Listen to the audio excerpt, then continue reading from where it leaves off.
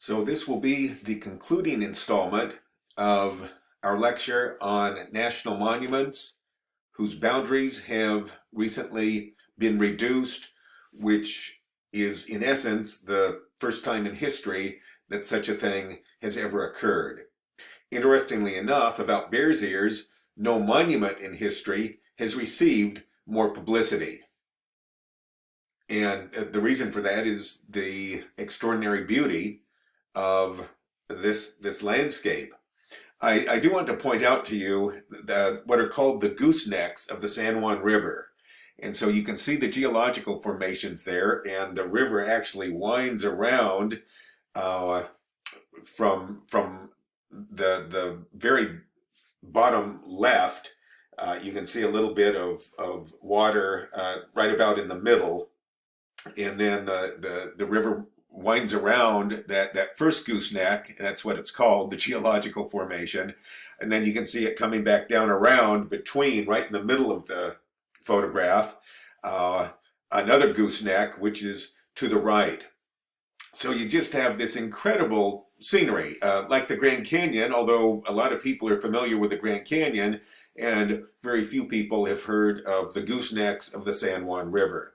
Again, that's the river that I worked on as a wilderness river ranger way back when. So the problem here is that so much of Bears Ears has been eliminated. Again, 85% of the monument boundaries were reduced. So some of the unique places within that very large area include Grand Gulch within the original Bears Ears National Monument, but now left unprotected. And Grand Gulch is actually a tributary to the San Juan River. I've hiked up the San Juan River well into Grand Gulch. In fact, it's one of the places that we went, Vicki and I, when we were doing our field research, and we talked to one of the rangers that is currently stationed there. But this area overall has been left unprotected, and you can see the pictographs. There are cliff dwellings, granaries, and so on. In addition, another area, again, this is so big that there are many different sorts of landscapes within the larger landscape. And another area that has been left unprotected is the Valley of the Gods, which I had driven through before. It's all dirt road, and I took Vicki to see this as well. And it's absolutely spectacular, but once again, unprotected under the current orders.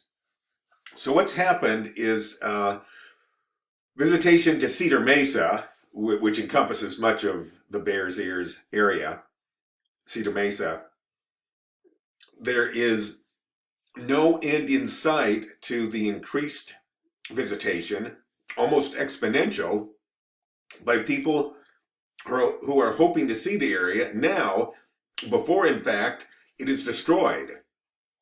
And interestingly, part of the problem is the publicity and technology that we have now that contributes to the problem. So I've got something that I otherwise would have been showing in class. It's a short video that's produced by REI, and I've posted that as part of this assignment, and it looks at social media and crowding within our national parks, and I think you'll enjoy it. Again, it's a short video, and you'll see it listed as part of the assignment. This is from a member of the Mountain Ute tribe, Terry Knight. Our understanding of Bears Ears comes from the belief that somehow, some way, we all need a landscape, a landmark, to understand, to be a part of. So the Bears Ears is right there. The bear is guardian spirit of the Ute people.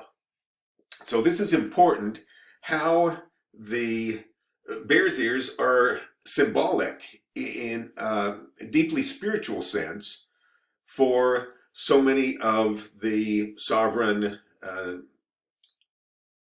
Native American tribes that still live in the region. Well, unfortunately, these landscapes that have spiritual significance to these 5 sovereign tribes are at yet greater risk, primarily from looting and vandalism at the cultural sites. Now, it's true that this has been a problem over time, the looting and vandalism. And just as one example, you can see that there's some pockmarks, little dots it looks like, in this petroglyph panel. And what those are actually bullet holes. Someone shot up the petroglyph panel, which of course is a pretty stupid thing to do.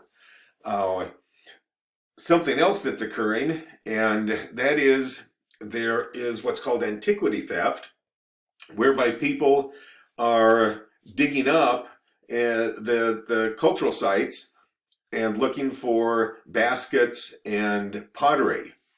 Now, I'm not going to read this to you, but hopefully your screen is big enough that if you want to, this is not required, but if you want to, you can read this yourself. And it's really a fascinating story of how one of these criminals was caught by looting a remote archaeological site. And what happened is the suspect left behind a cigarette butt. And by DNA testing, officials were able to, a special agent with the Bureau of Land Management, BLM, officials were able to track the person, again, through a lab extraction of the DNA from the cigarette filter. So again, if you want to read kind of an interesting story, you're welcome to, but that's not going to be on an exam or anything. So here are just some examples of baskets that have been recovered. Next, you're going to see some pottery, and you can see some of the beautiful patterns. So these are some of the items that are looted from these cultural sites. So you've got all of these people wanting to visit there, an increase in looting and vandalism. So it's sort of a park management nightmare, what's going on right now. And again, there was no manager named for the monument. There were no additional rangers, no visitor center. So what happened as a proactive measure, and excuse me, this is one more quote that I want to share with you, and then we'll get to the proactive measure. The connection to this ancestral spirit still resonates in the contemporary culture of Hopi people. Thus, maintaining Hopi culture is more than merely an act of writing down these events and places. It must encompass the actual preservation of those places where the ancestors dwell. Okay, so again, no visitor center, no additional rangers. And the proactive measure that I had alluded to previously is the Bears Ears Visit with Respect Center. And what happened is the Friends of Cedar Mesa bought a saloon in Bluff, Utah, the Silver Dollar Saloon. And so this was turned into the Bears Ears Education Center. And you can see it kind of looks like an old Western saloon.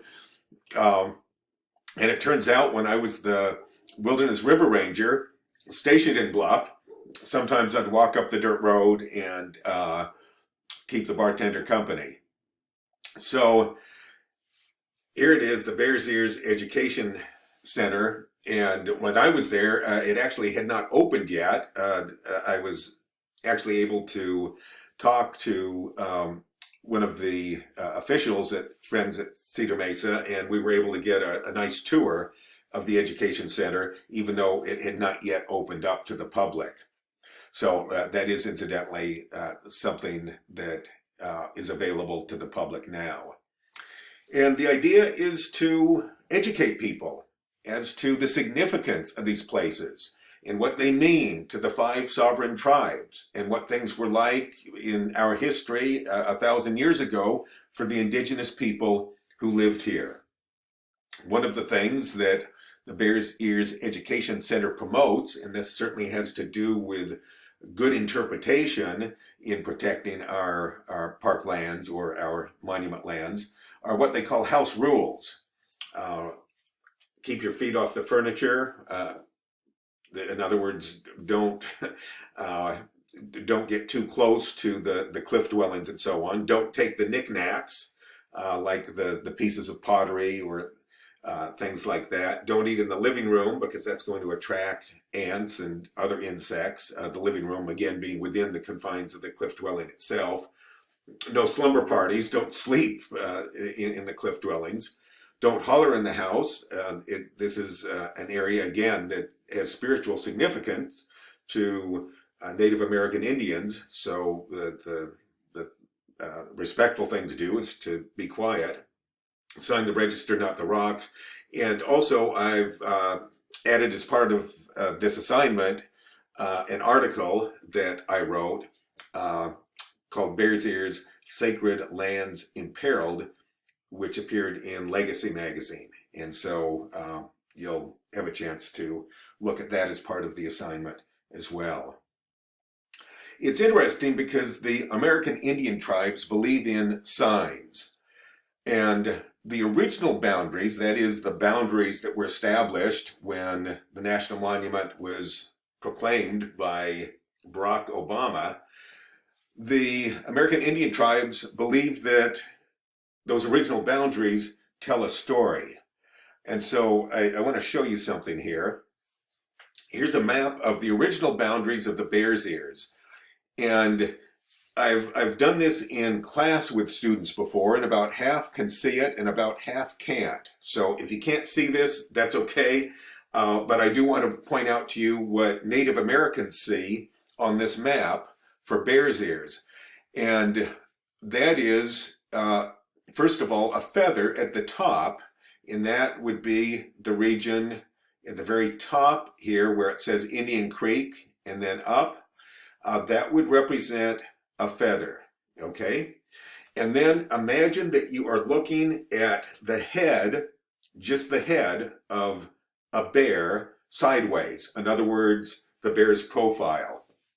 And you would have, first of all, the forehead in here, right about the middle right of the boundaries, the forehead, and then the brow, and then the eye of the bear, and then coming down toward the Bluff, the town of Bluff, the snout. This would be in here, the snout, the nose of the bear being the tip by where it says Bluff, and then the chin of the bear coming down from there, and then the bear's neck, which is basically the San Juan River here. So I hope you can see that because it's very significant to the American Indian tribes. And again, I mentioned the feather at the top and then the bear. The Navajo symbolism of this is that the bear represents strength and courage, and the feather, remarkably, that they see at the top represents blessing and hope. So I think that's pretty cool. And we actually had a chance when we were on the Navajo tribal reservation. We actually had a chance to talk to some Navajo, and they confirmed this symbolism. So I had mentioned that previously a quote that asked whether or not the bear is rising up or sinking into the landscape. And again, I see this as being somewhat symbolic. And so I believe the bear is rising from the landscape, symbolizing an era of respect and protection of our cultural and natural heritage, and that there may indeed be healing, as the native wisdom suggests. I think the bear's ears symbolize what is good, pure, innocent, and sublime, as opposed to what is bad, shameful, deceitful, and ugly. You can see off in the distance the Bears Ears. And so, are they rising from the landscape in a somewhat positive declaration? I believe so.